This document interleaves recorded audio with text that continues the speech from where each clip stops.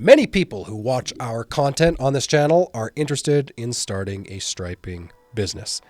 I was there. I know how scary it can be. In this video, I'm going to kind of walk you through how I started many years ago, 2018, and how the company's kind of changed and some of the things we've done to improve and get better as a company and support the growth. So I'm going to go in the Wayback Machine 2018. This is how I started my striping company. I didn't know anything about anything.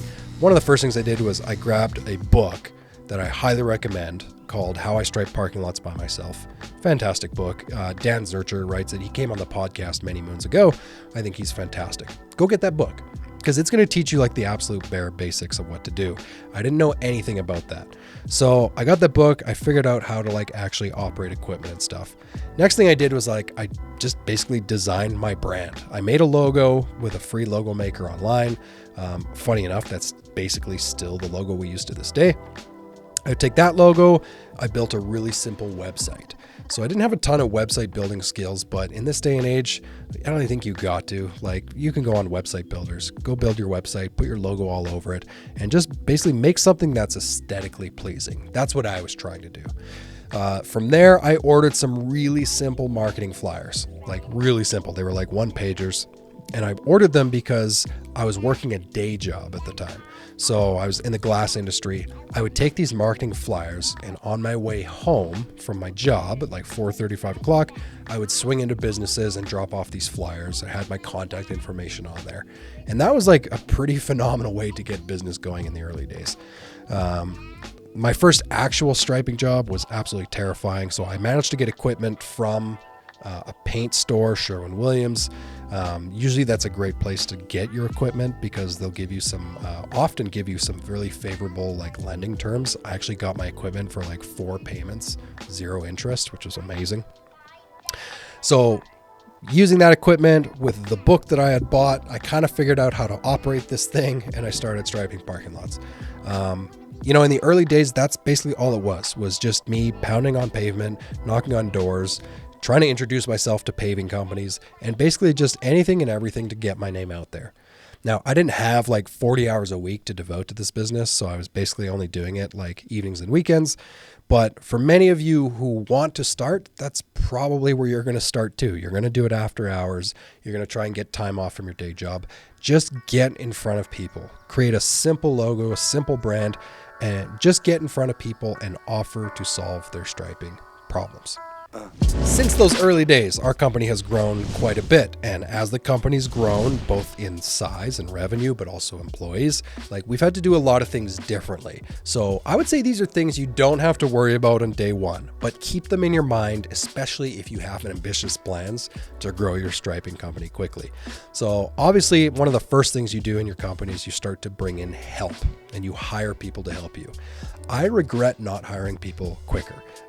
I think it's a no-brainer for you to go put out a help wanted ad, like go on Facebook, try and find someone who's just looking for like part-time or even casual hours.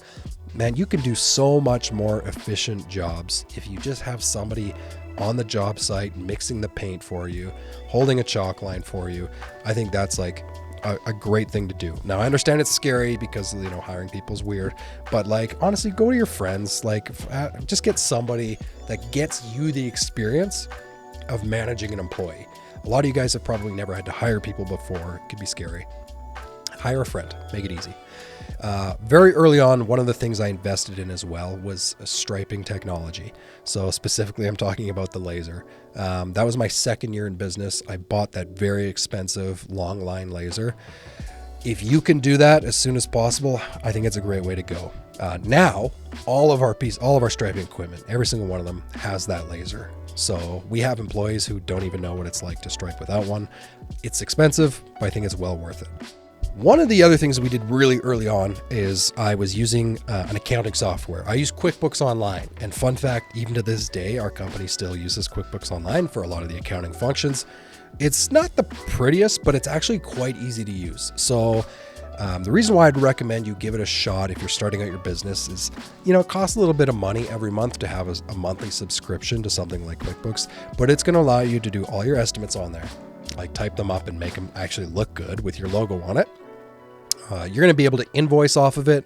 But what we found was super helpful, and I didn't know this when I started, but like that actually allowed me to incorporate a lot of my job costs into the reporting of my company. So in other words, like you obviously don't want to do jobs if you're not making money.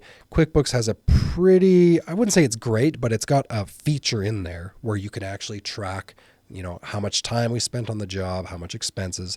That is super important when you're growing a business. Like it's very easy for a business to make a lot of revenue, but not actually be profitable. So job costing, super important. The other thing that really helped us early on was digitally tracking our employees' time. So again, if you're just starting, maybe you don't have to do this, but getting a software like QuickBooks Online has integrations for like time tracking apps that your employees can like clock in on their phone and clock into specific jobs. Absolutely brilliant. Like I can't even imagine running a business now without that. Now we have like 18 to 20 people now, so it's a lot more complicated. But even if you only had like 3 or 4 employees, man, I would say that's a great thing to look into. Next thing that really helped us, getting technologies and softwares that really help automate and simplify the sales cycle. Okay. So this is a fancy way of saying get a CRM system. A CRM system is a client relationship management system. It's a way to keep track of all the people that you've done business with or want to do business with. So it's going to keep track of all the bids you've sent out. It's going to keep track of customer data. And if you have a good CRM, we use one called Nutshell. It's pretty inexpensive. It's a little bit like of a niche one, but we love it. It's going to like help you keep track of who you need to keep in front of, who you need to email, activities, tasks, deadlines, all those things to really help simplify your sales experience. What happens is when you start hiring people and you get busier and busier, it just gets hard to stay on top of stuff. And usually it's the business owner who's in charge of the sales in the early days. Man, if you can invest in a piece of like technology and software to help you with that, it's going to make your life so much easier. Next, really important thing, SOPs. And if you've watched this channel, we talk about SOPs a lot, standard operating procedure. Those are so important. What I found happening when I hired, got up to like 4 or 5 employees is like, I still knew what was happening in the company. It's not that big of a company. I know what jobs are happening, but inevitably, the more people you hire, the more you start to have to let go of things. And you're not always going to know exactly how every job went. You're not going to know exactly which customers need an estimate. You're going to start hiring people for those. The best way to make sure that everything stays on track and, things aren't going off the rails is to create standard ways of doing things. So SOPs for us could be like really simple. It could be like documents explaining how to do things. It could be training videos. Basically just make sure everyone is doing things the same way. And that way is going to change the more the company grows. That's part of the growth process. We change processes all the time in our company as we need to, but at least get everyone on the same page. Last thing that's been so instrumental, and again, if you're just thinking of starting a striping business, this isn't going to be as important. Like just get out there and pound on doors. But as the business grows, most of you, and myself included, are constantly putting yourself in a position as a business owner, as the company grows, in a position you've never been in before. So the bigger the company gets, the more new it is. Like I don't know how to run a company with 30 people, but that's the direction we're going.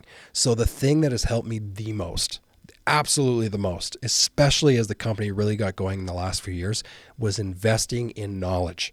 Like pay to go to things like pavement shows, like PaveX, go to educational seminars, find a community of people in the pavement space that can mentor you, or even just go find someone to work with one-on-one. Those people are out there. I think you should really make sure that you vet them and you're not just hiring some random person. Hire someone who can clearly help you get to where you want to go. But like, don't struggle trying to grow this business all on your own. Invest in that knowledge, and that will really fast track you as your business grows. So I'll tell you what, if I could go back and start it all over again, I probably would do it different. But at the same time, like in the early days, man, there's not much you can do to really mess it up. Just go for it. Grab that machine, go pound on doors, find people in your market who need the thing that you have, and see where it goes, man. See where it goes. Hopefully you like that video. Keep your stripes hot. I'll talk to you next week. Do we actually talk to them next week? We will. Sure.